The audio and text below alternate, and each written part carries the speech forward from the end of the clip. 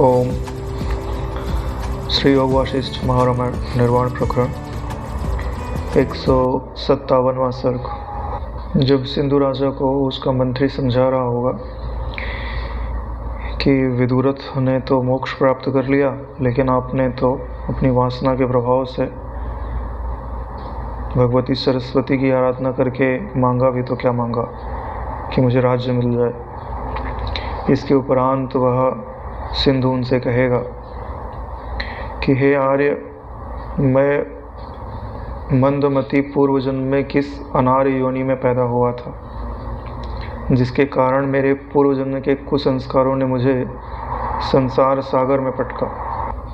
जब राजा को पता चला कि यह भगवती से मैंने मोक्ष इसलिए नहीं मांगा क्योंकि मेरे पूर्व जन्म के संस्कार वैसे नहीं थे, तब वह मंत्री से पूछते हैं कि मेरा पूर्व जन्म का संस्कार क्या था, यानी मैं पूर्व जन्म में क्या था और उस जन्म में मेरे संस्कार कैसे थे, जिसके कारण उन कुसंस्कारों ने मुझे संसार सागर में लाके पटक दिया।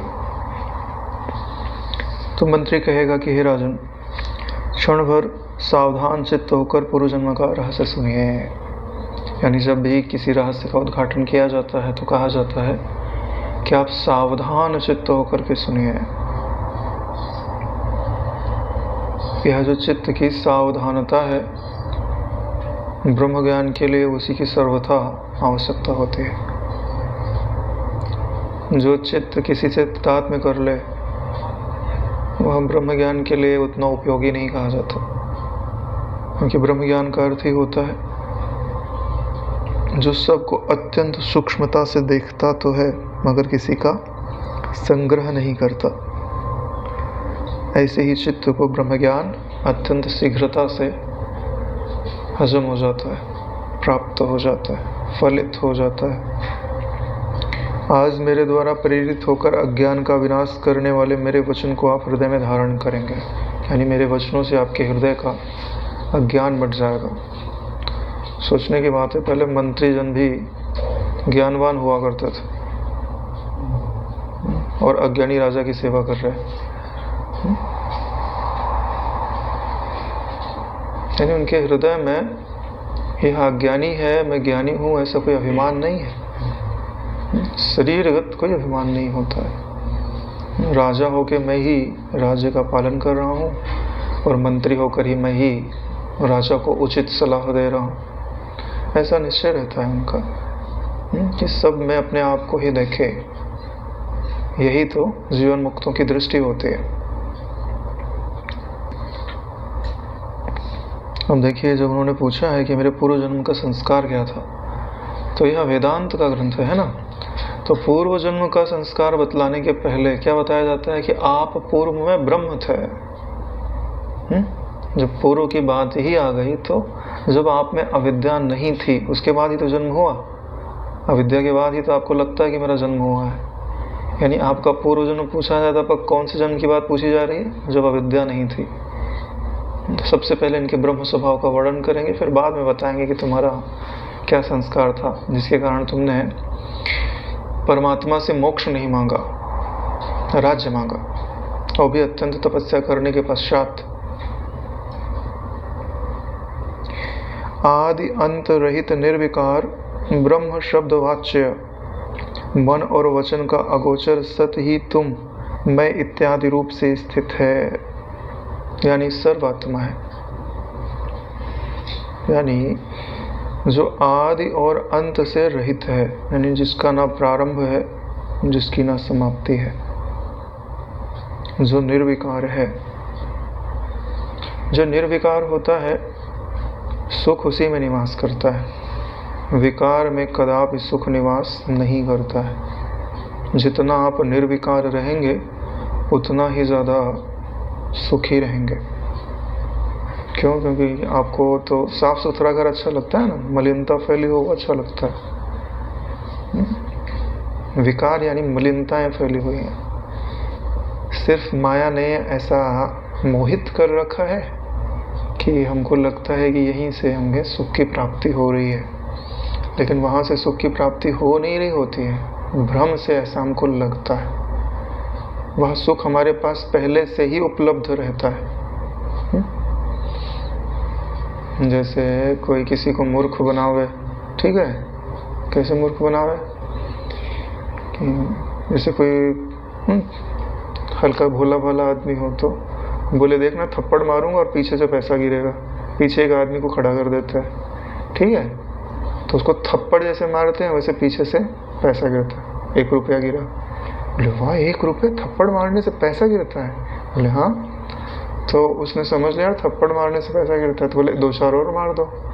हाँ, तो थप्पड़ मारने से थोड़ी पैसा गिर रहा है, उसको मूर्ख बनाया गया। जितनी बार मारते थे उतनी बार पैसा गिरता था, तो वो न गुस्सा हो रहा है न झगड़ रहा है, बस उसको अच्छा लग रहा है, मेरे को पैसा मिल रहा है। ठीक ऐसे नहीं माया ने आपको, हम सबको मूर्ख बनाया हुआ है कि जहाँ से सुख प्राप्त नहीं हो रहा है, सुख कहीं और से ला रही है और दिखा कहीं, यानी सत्य ही सर्वात्मा है, सबके मैं रूप से वही स्थित है।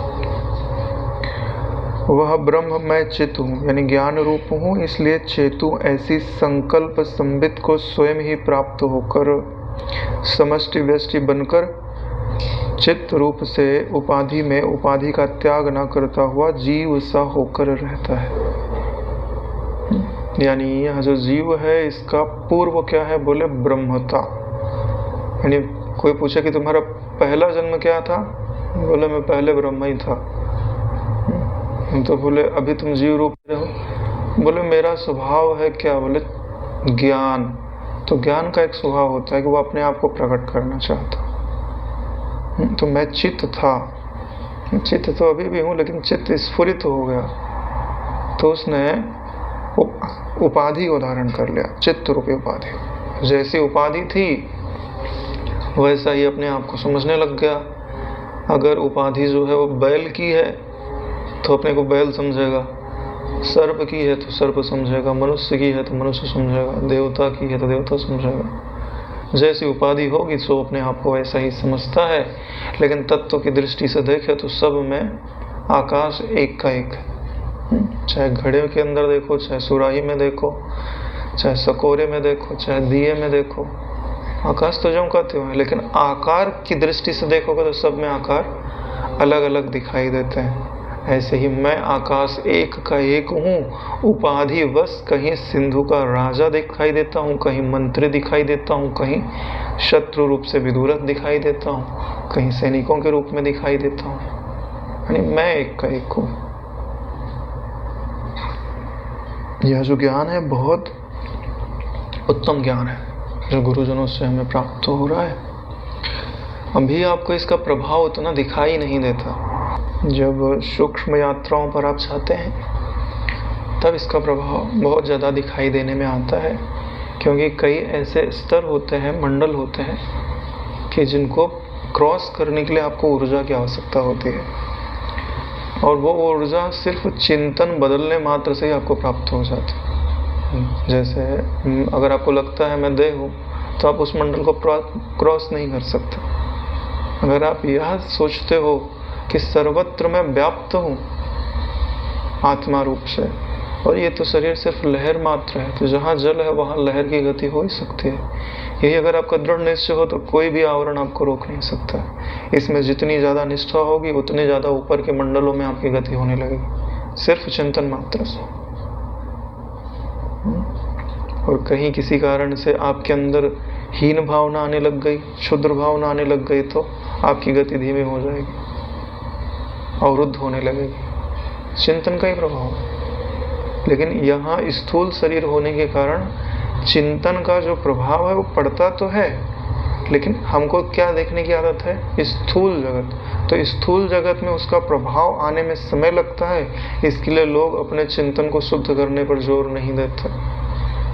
बाहर तो चिंतन मात्र से ही परिवर्तन आ जाता है। यह बात समझने की है। यही कारण बोलते हैं कि जिनका सूक्ष्म जगत में प्रवेश हो जाता है उनको ज्ञान धारण करना अपेक्षाकृत आसान हो जाता है, क्योंकि स्थूल जगत के अलावा भी उनको जो दूसरे जगत हैं उनमें उनकी गति हो जाती है, वहाँ के प्राणियों से संपर्क रहता है, तो उनको यह तो महसूस होता है कि केवल इतनी जगत नहीं है, इसका मतलब यहाँ की सत्यता ढीली हो जाती है। इसके लिए अपनी चित्तवृत्ति को सूक्ष्म, शांत और स्थिर बनाने का प्रयास करना चाहिए। 3 चीजें आ गई, सूक्ष्मता आ गई, शांति आ गई, स्थिरता आ गई। फिर आप उसको जिस सांचे में ढालना चाहोगे उस सांचे में ढल जाए। इसके लिए ज्ञान सहित ध्यान करने का या मन को शांत करने का प्रयास करना चाहिए। कई लोगों को मैं बोलता हूँ कि भाई, बोलते हैं कि मुझे ब्रह्म परमात्मा चाहिए और कुछ नहीं चाहिए, लेकिन देखता हूँ तो ब्रह्म परमात्मा पाने लायक कार्य दिखाई नहीं देते। कैसे? देखो, ब्रह्म परमात्मा जिसको चाहिए उसको कुछ नहीं करना है, योग वासिष्ठ ले लेना है, ठीक है, एक वाक्य पढ़ो और डूब जाओ। मैं लिख के दे देता हूँ, एक वाक्य पढ़ो और डूब जाओ, क्योंकि और दूसरा साधन बताऊंगा, तुम्हारी गति हो चाहे नहीं हो, यहाँ तो सामने रखा है ग्रंथ। तुम्हारा मन भागेगा तो कितना भागेगा? भागे तो यहाँ पढ़ो, और जब ना भागे तो शांत रहो। 2 ही तो काम करना है। जो समझ नहीं आया उसके लिए प्रश्न करो, गुरुजी से प्रार्थना करो, तदात्म्य करो। अगर अकेले मन नहीं लगता, गुरुजी के सामने बैठो कि गुरुजी सामने बैठे मैं सुना रहा हूँ। शांति की भाव है, गुरुजी ने कृपा कर दी है कि बेजड़ तत्व ज्ञान हो गया तेरे को, शांत हो जाओ। ऐसी भावना करो, शांत हो जाओ। कोई पहाड़ तोड़ना है इसमें? लेकिन लोग इतनी भी बात नहीं मानते नारायण। वही जो मेढक जैसे नहीं कीचड़ के अंदर कूद रहा है, वैसे ही कूदेंगे, लेकिन बात नहीं मानेंगे और बोलेंगे हमको ब्रह्म परमात्मा चाहिए। बहुत गुस्सा आता। वही फिर कभी कभी मेरे को ऐसा लगता है कि किसी को समझाया नहीं जा सकता। जिसका जितना पुण्य है, जिसने जितना सत्कर्म किया है, उतनी ही बात मानता है। बाकी करेंगे अपने मन की ही, चाहे कीचड़ में गिरे उठें, फिर कीचड़ में गिरे फिर उठे, लेकिन बात नहीं मानेंगे। क्यों? क्योंकि बुद्धि कैसी है? तामसी बुद्धि हो गई है। अगर बहुत जोर भी दे दिया तो 1 दिन 2 दिन ठीक है, बहुत हो गया तो 2 दिन, तीसरे दिन फिर वही करेंगे जो वो करते आए। क्यों? दोष उनका भी नहीं है, अपन दोष कैसे दे सकते हैं? वो जो गांव में नहीं कुएं से पानी निकालते, घिरनी लगाते रस्सी डाल के, तो जिस पे बार बार चलाते हैं ना उस पे लकी वो निशान पड़ जाता है। तो रस्सी इधर डालोगे ना थोड़े समय बाद, तो थोड़ी देर खींचोगे ना तो फिर उसी में चली जाएगी। अब उसको उतारो और फिर उसके पास जाओ, बढ़ई के पास, बोलना भैया एक नया लकीर इसमें बना दो। तो हो सकता है कि फिर जा करके वहां पर कोई नया लकीर बन जाए, फिर उसमें रस्सी चलो। अब इसमें भाई हमारा दोष नहीं है, हमने तो बता दिया।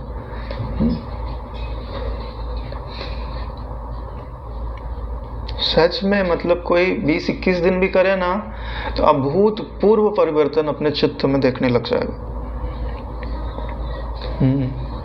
जैसे जो हम धारणाएं बताते हैं, चलो तुमको धारणा नहीं होती, कोई बात नहीं, धारणा तुम बाद में कर लेना, पहले थोड़ा चित्त के अंदर पवित्रता तो आवे।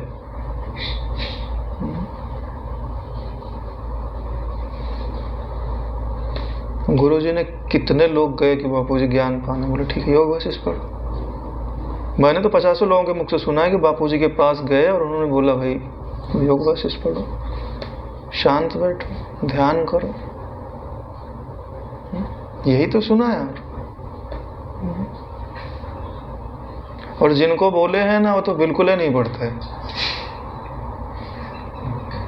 वो सुंदर नहीं था, सुंदर, बोले बापूजी के पास ज्ञान पाना, बोले योग वशिष्ठ पढ़ना, बोले दिन भर सेवा में लगा कर योग वशिष्ठ नहीं पढ़ा जाता, 2-4 दिन लेके बैठा होगा तो माया एकदम भैया परमात्मा सिर चढ़ के बोल रही है।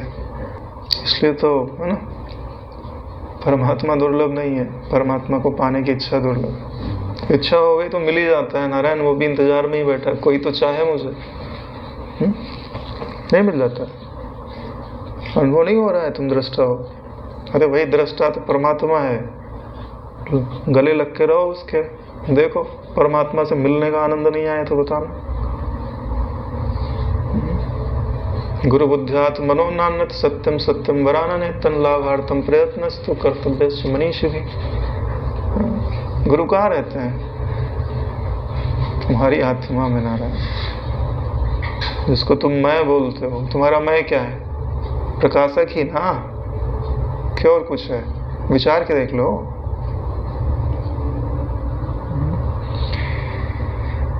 इसके लिए नारायण क्या करे?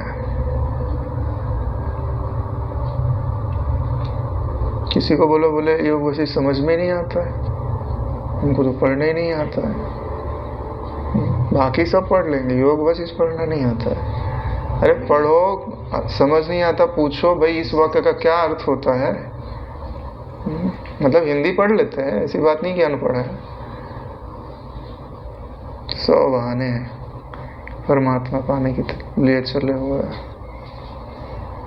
क्योंकि देखो एकदम सच्ची बात बता रहे हैं कि ब्रह्म विद्या एक विद्या है, विद्या के जैसे इसका अर्जन किया जाता है। और इसमें जो है थ्योरी और प्रैक्टिकल साथ ही साथ होता है। आज थ्योरी हो जाएगी, साल बाद प्रैक्टिकल होगा, ऐसा नहीं होता है। समझ रहे बात? जैसे योग में जो होता है थ्योरी पहले होती है, प्रैक्टिकल बाद में होता है। क्योंकि गुरु जी उपदेश देंगे, हाँ बेटा प्राणायाम करना, फिर तुमको ऐसा अनुभव होगा, फिर ऐसा करना, फिर इस चक्र का भेदन करना, ऐसा करना वैसा करना। तो जब बता रहे तब तो नहीं हो रहा है ना। ज्ञान में अरे भैया दृष्टा तुम पहले हो, ज्ञान बाद में आ रहा है। अद्वैत तुम पहले हो, ज्ञान बाद में आ रहा है। यानी रोटी बनी बनाई है, सिर्फ तुमको देखना है कि रोटी नहीं बनी, इसी को रोटी बोलते हैं। और ये खाई जाती है, उठाओ खा लो। सामर्थ्य है तो नहीं तो सामर्थ्य भी कमाते जाओ, और दोनों चीजें हो सकती हैं। यानी यहाँ जो जीव है वह ब्रह्म स्वरूप है नारायण, लेकिन अपने ब्रह्म स्वरूप को भूल करके जब वह इच्छा कर लेता है कि मैं एक से बहुत हो जाऊं, तो वह चित्त रूपी उपाधि को धारण कर लेता है। जैसा चित्त होता है वो वैसा ही अपने आप को अनुभव करता है। अगर पहचान ले तो चित्त होते हुए भी वो ब्रह्म है नारायण। चित्त होते हुए भी वो ब्रह्म है। चित्त यानी आकृति होते हुए ब्रह्म है। आकाश के समान निर्मल चित्त को आप आतिवाहिक शरीर जानिए। तो यानी जो चित्त स्फुरित हुआ है वो वास्तव में है क्या? बोले निर्मल है, निराकार है, आकाश रूप है। उसी से ये जो आतिवाहिक शरीर उत्पन्न होते हैं ना, उनको आप वही जानिए। चित्त रूप, मन रूप, आकाश रूप, निर्मल रूप। यानी ये जो आतिवाहिक शरीर होता है ना, उसमें कोई तत्व मत गिनिए, संकल्प मात्र समझिए। ठीक है, तत्व गिनना वहां तो छोड़ दीजिए। कब तक देखते रहेंगे कि इसमें पृथ्वी तत्व ज़्यादा है कि जल तत्व ज़्यादा है कि अग्नि तत्व ज़्यादा है? अरे भाई कल्पना मात्र जानो, ये जो सारे तत्व मन से ही उपजते हैं, मन में ही भासते हैं। कब तक गिनते रहोगे तराजू लेके? हाँ कि अविद्या कितने किलो की है? अरे वजन नहीं है नारायण उसके अंदर, कितना तौलोगे उसको? देश की दृष्टि से कितनी बड़ी, नाम की दृष्टि से कितनी बड़ी, वस्तु की दृष्टि से कितना वजन है उसके अंदर, कितनी संख्या है?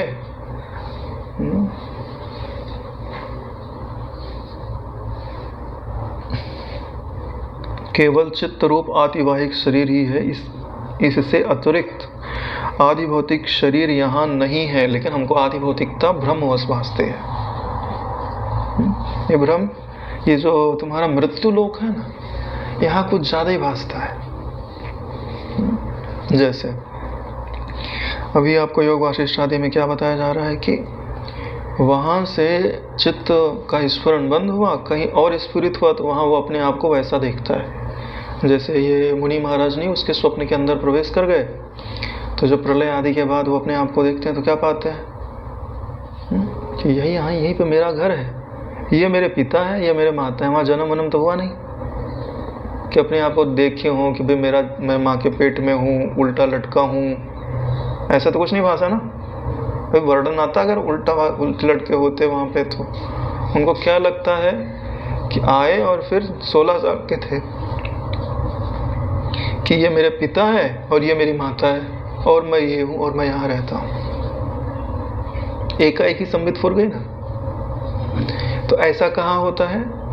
जो दूसरे लोक है, मृत्यु लोक नहीं है। जैसे मान लो यहाँ पे आप मर गए और आपके कर्म ऐसे कि आपको यक्ष बनना है, तो आपको हो सकता है कि आप यक्ष में अपने आप को किसी शरीर के रूप में तुरंत ही अनुभव करने लग जाओ। आपको लगे कि मैं इनका पुत्र हूँ, ये मेरे पिता है, और वहाँ कोई बचपन की जरूरत नहीं है। या बचपन की भावना बहुत प्रबल हो तो जितनी उम्र की भावना होगी उस उम्र में भी अपने आप को देख सकते हो। यानी वहाँ ये जो परंपरा आपको दृढ़ कराई जाती है ना कि भाई माँ के पेट में जाओ, फिर क्रम से बढ़ो, फिर बड़े हो, प्रौढ़ हो, फिर बुढ़ापा आए, फिर मरो। ये जो क्रम क्यों डाला गया है? भ्रम डालने के लिए। जगत सच्चा है। अगर कोई अचानक आता, अचानक गायब हो जाता तो तुमको काल्पनिक लगता ना, तो सच्चाई कैसे लगेगी? सच्चाई इसी के कारण लग रही कि यहाँ पे जो क्रम आपको दिखाई दे रहा है, यह क्रम ही आपको इस जगत की सत्यता आपके हृदय में दृढ़ कर रहा है।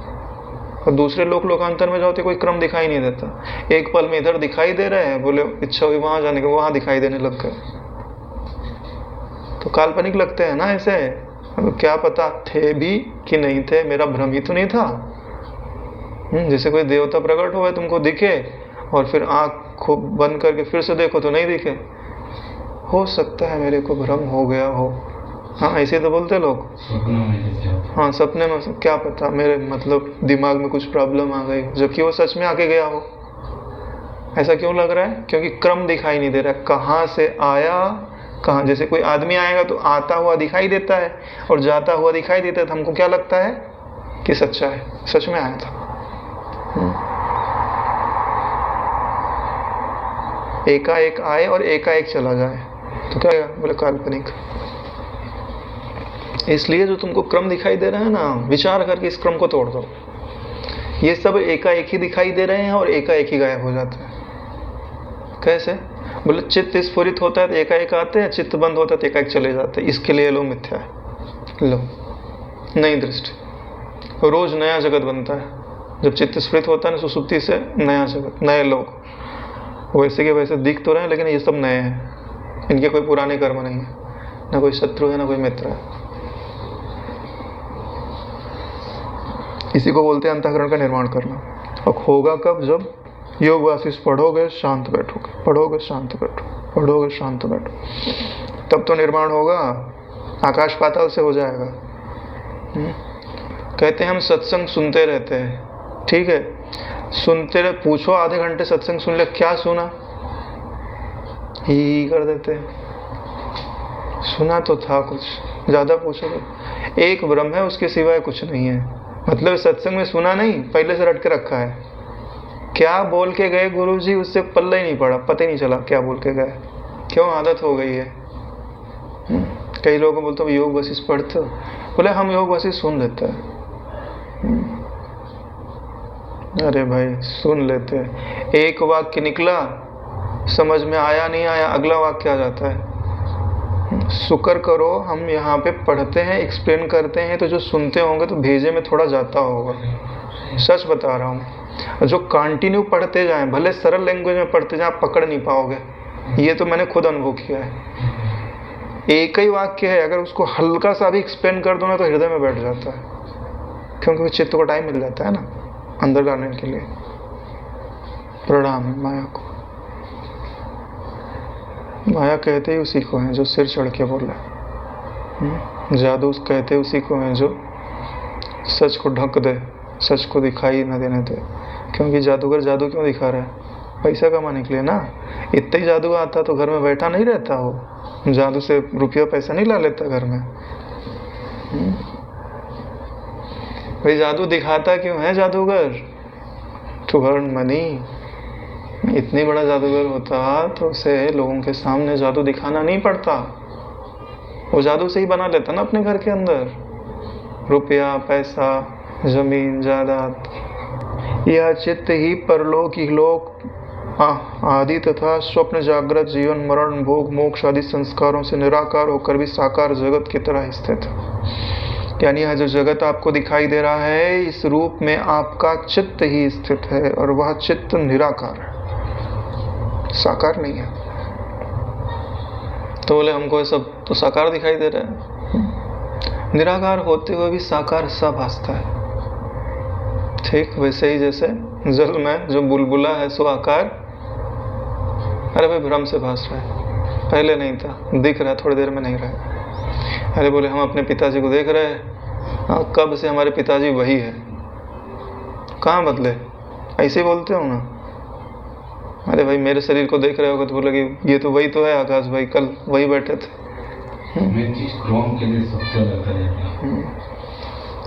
किसको देख के बोल रहे हो कि आकाश भाई वही है? बोले शरीर को। तो शरीर में तो कितनी कोशिकाएं बदल गई, बाल बढ़ गए,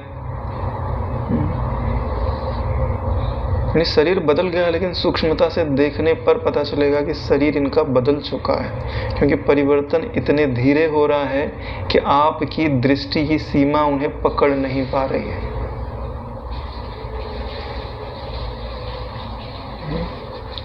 जिसको आप अभी वीडियो करके मोबाइल के अंदर देखते हो, वीडियो थोड़ी है, फोटोज हैं सारी की सारी, लेकिन हमें पता ही नहीं चलता कि ये फोटो है कि वीडियो है। क्यों? 1 सेकंड में 30 फ्रेम गुजार देते हैं, हाँ तो वीडियो बन जाता है, फोटो वीडियो बन जाता है, जबकि सब फोटोज ही फोटोज है। हमारी दृष्टि की सीमा है, यानी 20 से ज़्यादा फ्रेम अगर 1 सेकंड में गुजार दी जाए तो हमारा मस्तिष्क उसको अलग करके देख ही नहीं सकता। उसको जो समझ लेता है कि सच में यहाँ ये आदमी सामान उठा रहा है, उठा नहीं रहा है, वो हमको लग रहा है। क्यों? क्योंकि हमारी दृष्टि की एक सीमा है। इतना तो विज्ञान भी बताता है। जब हम लोग थे छोटे तो पढ़ाया जाता था ये वीडियोग्राफी का आविष्कार कैसे हुआ। तो 100 कैमरे लगा दिए और एक घोड़े के पाँव में वो बांध दिया धागा, कि जैसे वो चलेगा ना तो हल्का सा होगा तो सब क्रम से क्लिक करेंगे फ़ोटो। तो उन्होंने किया और क्लिक किया फ़ोटो, फिर जो 100 फ़ोटो आई उसी को एक साथ क्रम से जल्दी से गुजारा। तो सच में लगा कि नहीं यार, घोड़ा तो चल रहा है। तो वहीं से इन लोगों ने सीखा कि भाई बहुत सारी फ़ोटोज़ अगर क्लिक कर दी जाएं और उनको कम समय में गुजारा जाए तो वो वीडियो की तरह दिखाई देगा। हाँ, तो वही बना दिया गया और हमको अब भ्रम होने लगता है कि सच में इसमें आदमी कूद रहा है, चल रहा है। इसका मतलब जो दिखाई दे रहा है वो सत्य नहीं है नारायण। विचार से देखोगे तो कुछ और ही दिखाई देगा।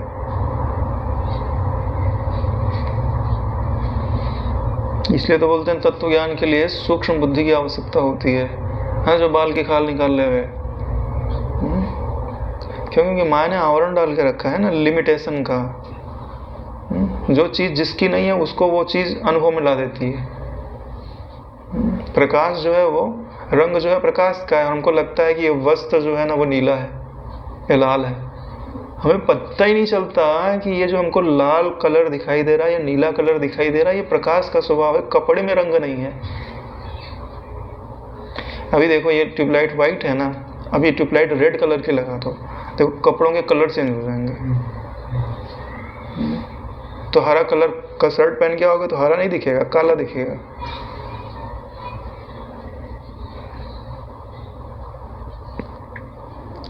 जैसे तत्वज्ञ लोग ही जो वायु है वही स्पंदन है यह जानते हैं, अनाकार चित्त को या महान जगत है ऐसा जानते हैं। जैसे आकाश और शून्यता दोनों एक ही हैं, वैसे जगत और चित्त दोनों एक ही हैं। जैसे आकाश में शून्यता अलग अलग नहीं होता, वायु का चलना और स्थिर होने में वायु एक ही है, वैसे यह चित्त और जगत दोनों एक ही है। अप्रतीक रूप जगत के आकार की कल्पना में निरंकुश सामर्थ्य वाले चित्त में तनिक भी भिन्नता नहीं है। यानी इतना बड़ा जगत, ठोस जगत, अप्रतीक ठोस जगत उसने दिखा तो रहा है, लेकिन ध्यान से देखो तो क्या पता चलेगा कि निरंकुश तो है लेकिन उसमें द्वैत उत्पन्न करने की सामर्थ्य ही नहीं है। तो फिर बोले द्वैत दिखाई तो देता है, बोले दिखता है, पैदा नहीं होता। मिथ्या होने के कारण अकिंचित हृदयस्थ वासना रूप जगत जाल बाहर की तरह कुछ सा स्थित है। ऐसा लगता है हमें कि बाहर कुछ स्थित है। क्या स्थित है? जगत जाल, माया, भ्रम। प्रथम सृष्टि के समय सात्विक देवताओं से रचित रूप होने के कारण सत्व रूप हिरण्यगर्भ का समष्टि शरीर ब्रह्मपद से उदित हुआ। सबसे पहले जो देवता रूप से जन्मे वो कौन बोले? हिरण्यगर्भ ब्रह्मा जी। हाँ, तो वही ब्रह्मपद से उत्पन्न हुए। यह समष्टि रूप ही व्यष्टि भाव में तामस विषयों पर आसक्ति बस पहले उत्पत्ति प्रकरण में उक्त रीति के अनुसार राजस सात्विक आदि 13 विभागों के क्रम से आज आपका तामस जीव हो गया है। तो इस प्रकार ब्रह्म से शरीर उपजा करते हैं। जैसे हिरण्यगर्भ का जो शरीर था वो समष्टि भाव से पूर्ण है, और हम लोगों का जो शरीर है वो व्यष्टि भाव से पूर्ण है। हालांकि हम लोग भी समष्टि ही है, व्यष्टि नहीं है। क्यों? एक कोशिका थोड़ी है, 300 खरब कोशिकाओं का समूह है ना, तो समष्टि हुए ना। लेकिन हम विचार ही नहीं करते।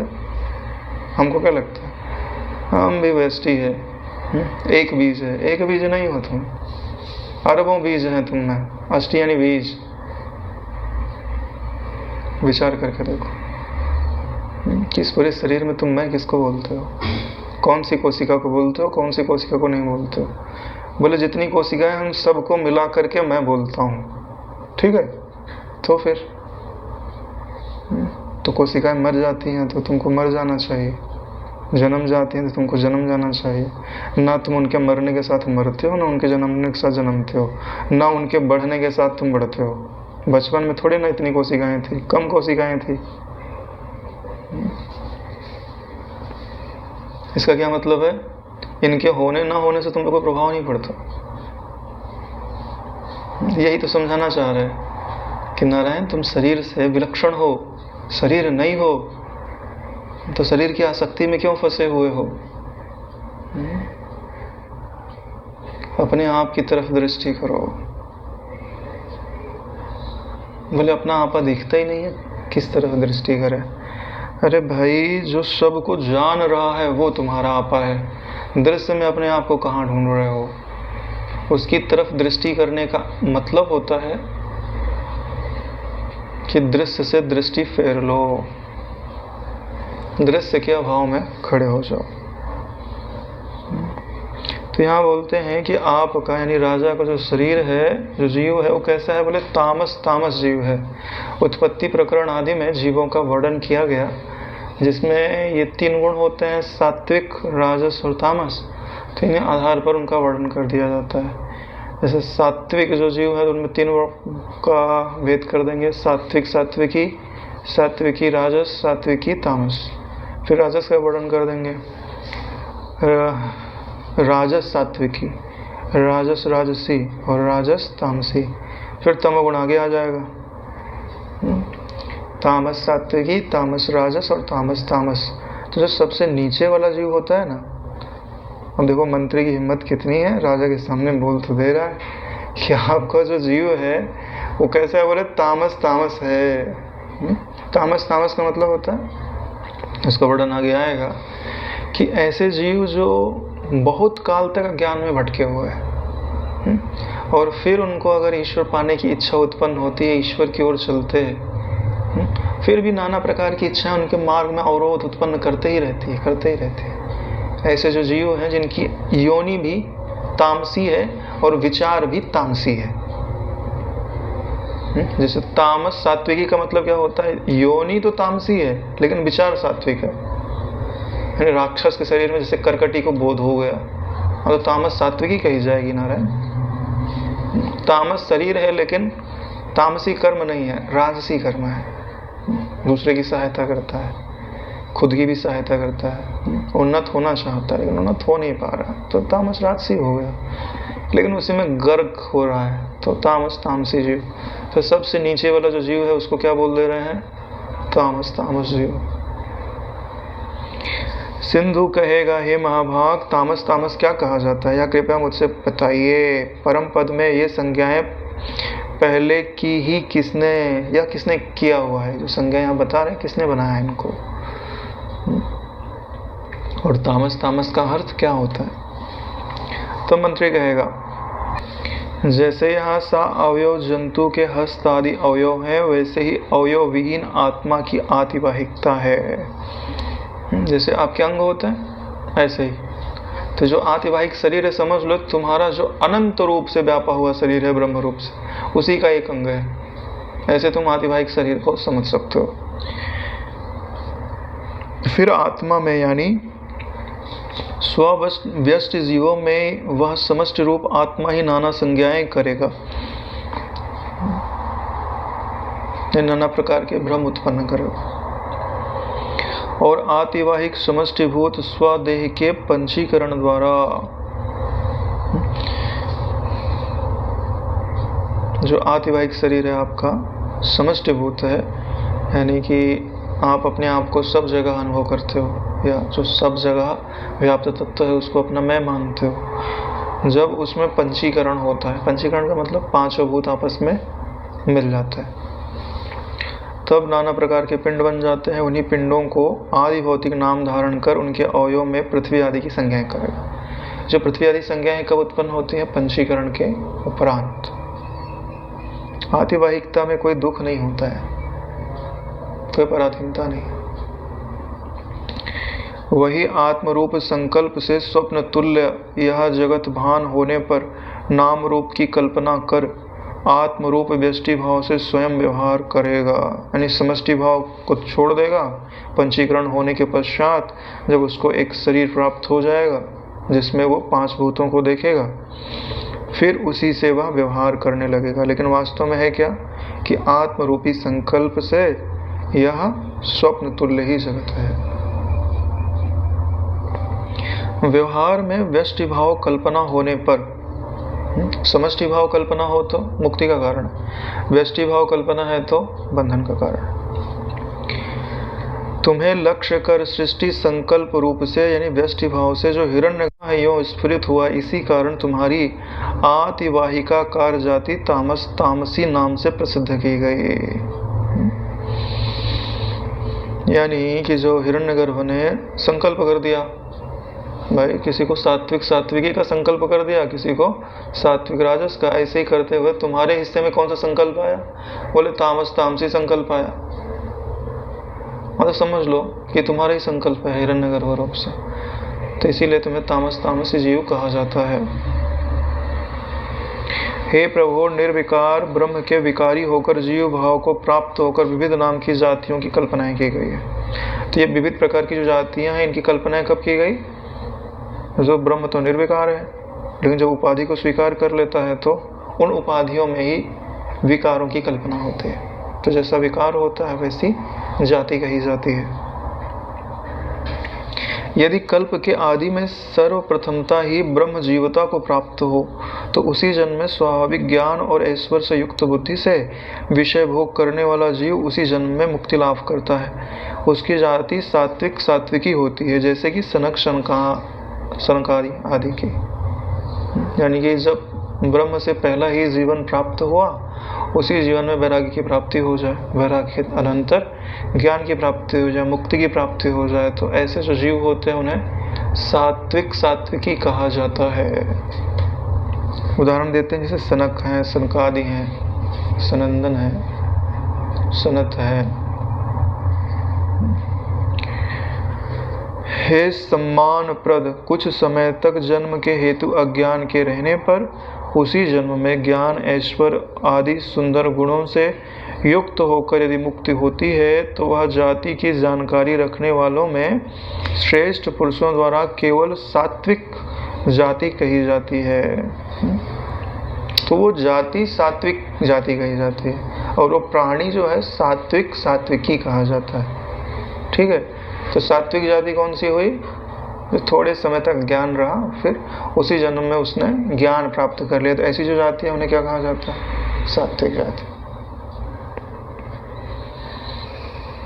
जो जाति कल्पादि में नूतन रूप से प्रकट होकर बहुत जन्मों द्वारा भोगों के भोगने पर क्रमशः मोक्ष भागनी होती है, यानी बहुत सारे जन्म बीत जावे फिर मोक्ष की भागनी होवे। जातिज्ञ विद्वान उस जाति को राजसी जाति कहते हैं, या राजसी जाति कहते हैं। वहाँ के जो जीव होते हैं उन्हें राजसी कहते हैं। यानी इनके बहुत सारे जन्म होते हैं और उसके उपरांत इनको पुण्य आदि से फिर गुरु आदि मिले, फिर वैराग्य आदि हुआ, फिर क्रम से ज्ञान प्राप्त होता है। 5-10 जन्म के परिवर्ती काल तक उस कल्प में विवेक आदि उत्तम गुणों से रहित जो जाति बहुत से जन्मों के बाद विवेक आदि उत्तम गुणों को प्राप्त करती है, वह केवल राजसी जाति है। कल्प आदि से लेकर अति प्रचुर स्थावर, कीट, पतंग आदि योनियों के अंत में मोक्ष भागिनी हो तो जाति जानने वाले सज्जन उस जाति को तामस तामसी जाति कहते हैं। यानी कि ये मनुष्य आदि की योनियों में नहीं भटक रहे। किस योनियों में भटक रहे? पेड़ पौधों की, कीट पतंग की योनियों में भटकते भटकते फिर दैववशात कभी मनुष्य बने और फिर जाकर के उनकी मुक्ति हुई, तो इनको तामस जाति कहा जाता है।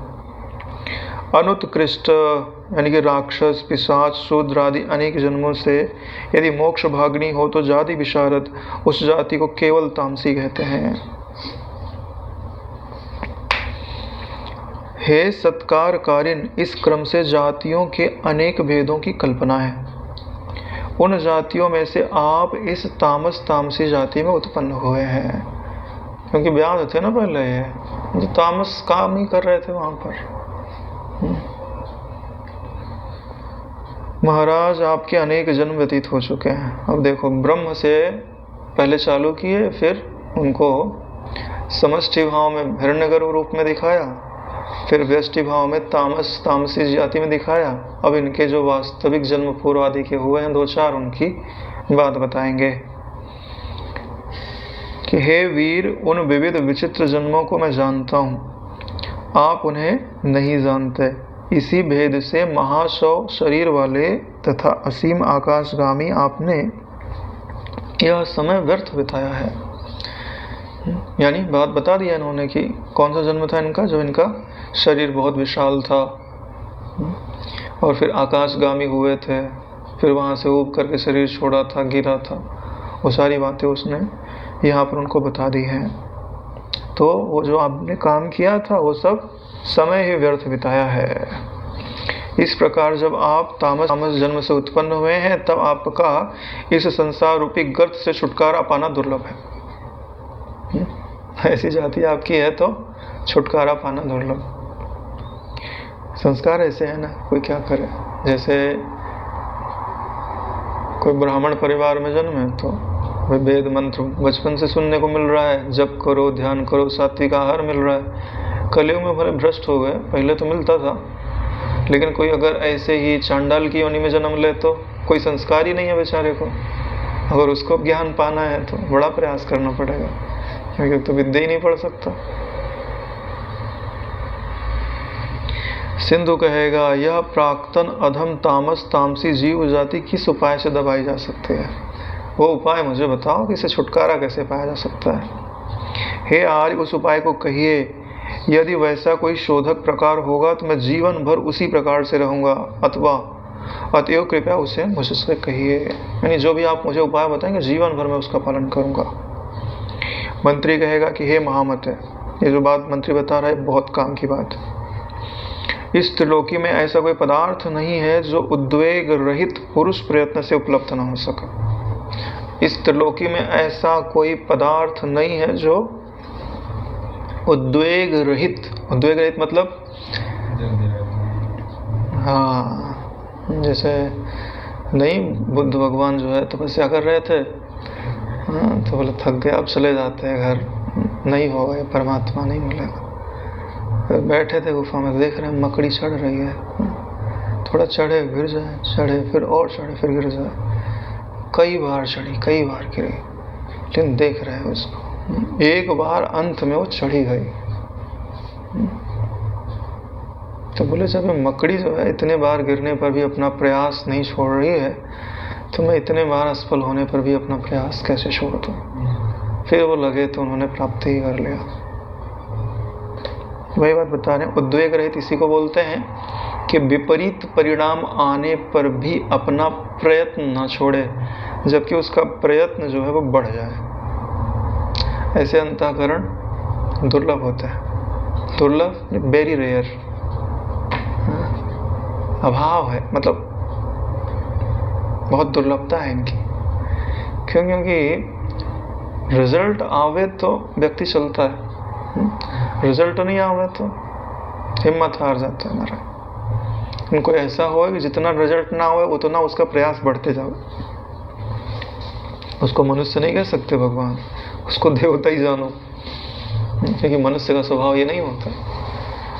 मनुष्य को अगर परिणाम ना मिले तो टूट जाता है। लेकिन जो बड़े बड़े कार्य करते हैं वो ऐसे ही लोग करते हैं, उद्वेग रहित। हारना उन्होंने सीखा ही नहीं है। बाहर से हारते हुए दिख रहे हैं, भीतर से तो हार ही नहीं रहे। हाँ, तुम उनको कुछ दे नहीं रहे तो भी मुस्कुरा रहे हैं, बोले कोई बात नहीं। ईश्वर करे। ये जो वाक्य है ना, इस वाक्य को प्रणाम है। उद्वेग का क्या अर्थ होता है? जैसे असफल हो गया, अब चित्त के अंदर क्या उत्पन्न होता है?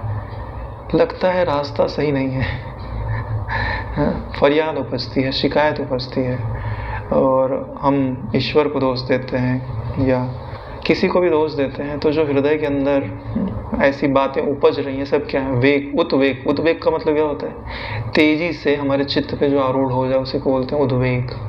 यानी हमारे धैर्य को हिला रही है, हमारी शांति को हिला रही है, हमें परेशान कर रही है। इन्हीं को क्या बोला जाता है? उद्वेग। जैसे क्रोध एक उद्वेग है। जैसे कोई व्यक्ति बहुत दुखी हो गया, बहुत रो रहा है, तो उसका रुदन भी एक उद्वेग है। काम भी एक उद्वेग ही है, जो जल्दी से आए, लेकिन अगर विचारवान हो तो जल्दी चले जाएंगे, नहीं तो बहुत डैमेज कर देंगे, बहुत नुकसान हो जाता है। इनको उद्वेग बोलते हैं। जो उद्वेग को महत्व ही ना दे, चित्त में आए तो भी जरूरत नहीं है। जैसे आज के सत्कर्म से कल का दुष्कर्म शोभनता को प्राप्त होकर मिट जाता है, उसी प्रकार पुरुष प्रयत्न से प्राक्तन अधम जाति पर विजय प्राप्त कर सत्कार्यवान बन। जैसे पाप किया है तो पुण्य करो, उसका प्रभाव दब जाता है। ठीक वैसे जो आपका प्राक्तन संस्कार है उसको आप अभी सत्कर्म करके उसको बदल सकते हैं। जो जिस पदार्थ की अभिलाषा करता है उसके लिए वैसा ही प्रयत्न करता है। यदि वह थक कर बीच में निवृत्त ना हो जाए तो उसे अवश्य प्राप्त करता है। बड़ी बात है, थक कर अगर अपना प्रयत्न नहीं छोड़ता है तो वह उसे अवश्य प्राप्त करता है। ये बात 100 बार सत्य है। मनुष्य जैसा प्रयत्न करता है, तन्मय होकर जैसी भावना करता है, जैसा होने की इच्छा करता है, वैसा ही होता है, अन्यथा नहीं होता। क्या लिखा है? अन्यथा नहीं होता। यानी जैसा तुम्हारा प्रयत्न है, जैसी तुम तन्मय होकर के भावना करते हो। इसलिए तो बोलते हैं कि ब्रह्म की भावना करो तन्मय होकर के, तो आज नहीं तो कल तुम ब्रह्म हो ही जाओगे। तुम तन्मय हो की भावना क्या करते हो कि मुझे ब्रह्म कभी नहीं मिलेगा। बार बार वही तो दोहराते हैं। इतना समय हो गया, कुछ मिल नहीं रहा है, दोहरा क्या रहे हो? उसी की भावना कर रहे हो ना। शिकायत की, परेशानी की, तो वही दृढ़ हो जाता है। मुनि ने कहा, इसके बाद राजा द्वारा इस प्रकार उक्त वह राजा सिंधु राज्य भार विहीन बुद्धि से उसी समय वहीं पर सारे राज्य को तिलांजलि दे देगा। हिम्मत तो देखो, सिंधु की भी क्या हिम्मत। बोले ठीक है, ये सब राज काम के नहीं है। बोले नहीं। हाँ तो बोले ठीक है, तुम ही संभालो। अपने बेटे का राज तिलक कर दिया। बोला मैं जाता हूँ। दूर वन में चला जाएगा। मंत्रियों के बहुत अनुनय विनय करने पर भी निष्कंटक उस विशाल राज्य को नहीं अपनाएगा। खूब समझाया मंत्रियों ने, सेनापतियों ने। बोले इतना प्रयास करके तो तुमने पाया, और क्षण भर में तुमने त्याग दिया। इसकी आदत यही है, करें भी तो करें क्या? कमाना और छोड़ देना, कमाना और छोड़ देना। चतुर कौन होते हैं? बोले छोड़ना ही है तो कमाना ही क्यों? हाँ, पहले ही परमात्मा पालो, कमाने और छोड़ने का झंझट ही खत्म, और उनकी मेहनत बच जाती है। साधुओं के बीच में सत्संग कर सिंधु में उनकी विचार पूर्ण ज्ञान में कथाओं से फूलों के संसर्ग से सुगंध की तरह विवेक उत्पन्न हो जाएगा। इस साधुओं का संग करेगा, उनसे विवेक पूर्ण कथाएं सुनेगा। जैसे फूल के पास में अगर तुम बैठो तो तुमको सुगंध मिलती है, ऐसे देर सवेर उनके विवेक से तुम्हारा विवेक जग जाएगा। आना तो विवेक की शरण में है ना। और विवेक क्या है भाई? दृष्टा दृश्य का विवेक कर लो, सत असत का विवेक कर लो, प्रकृति पुरुष का विवेक कर लो, यह और मैं का विवेक कर लो। अलग करो जो तुम नहीं हो उससे, इसी को तो विवेक बोलता है। इसलिए विवेक को सदैव जागृत रखना चाहिए।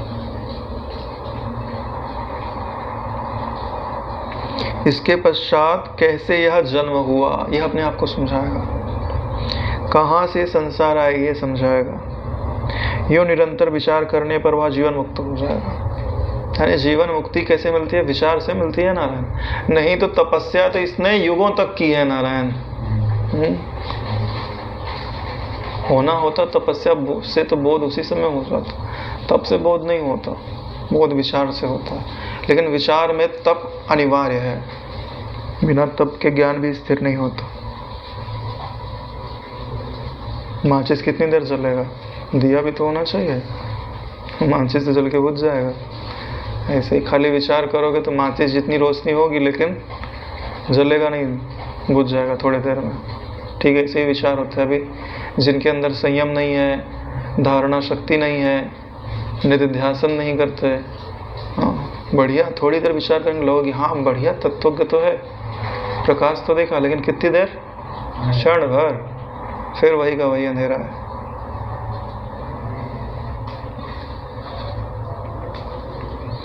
वह राजा सिंधु सत्संगति वश नित्य विचार निमग्न होकर परम पावन उस मोक्ष पद को प्राप्त होगा, जिस मोक्ष पद में हिरण्यगर्भ तक का ऐश्वर्य वायु से उड़ रहे सूखे पत्ते की तरह उपादेय नहीं होता, किंतु तुच्छ ही होता है। यानी साधुओं का संग करने से, विचार निमग्न होने से नित्य वो भी क्या बात प्राप्त करता है? बोले पावन मोक्ष को प्राप्त करता है। और बोले जिसका ऐसा ऐश्वर्य है ना कि ब्रह्मा जी का, विष्णु जी का जो ऐश्वर्य है, बोले उपादेय नहीं है, नहीं ग्रहण करने योग्य नहीं है। बोले कहाँ मुसीबत में डाल रहे हैं मुझको। बोले उसको ब्रह्मा बनाओ तो राजी नहीं होगा, विष्णु बनाओ तो भी राजी नहीं होगा। क्योंकि विष्णु भगवान को परेशानी कितनी है। अरे कोई भी आ जाता है,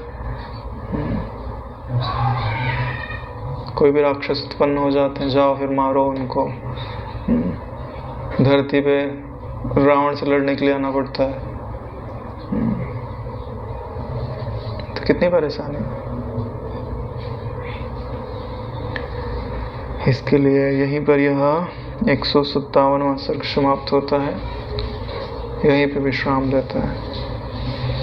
ओम कायेन वाचा मनसेन्द्रियैर्वा करोमि यद्यद् सकलं परस्मै श्री सद्गुरुवे समर्पयामि। ओम सहनावतु सहनौ भुनक्तु सह वीर्यं करवावहै तेजस्विनावधीतमस्तु मा विद्विषावहै। ओम शांति शांति शांति। श्री सद्गुरुदेव भगवान की जय।